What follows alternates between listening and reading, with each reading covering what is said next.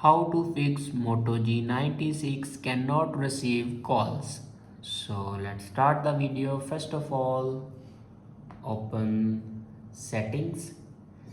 In settings, scroll down and here you can see the option sound and vibration. Now click on it and then click on do not disturb. Now here you can check your do not disturb. If you turn on your do not disturb, then turn it off.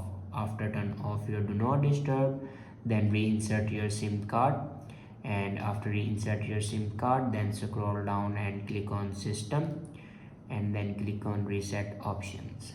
Now click on reset network settings and again click on reset settings.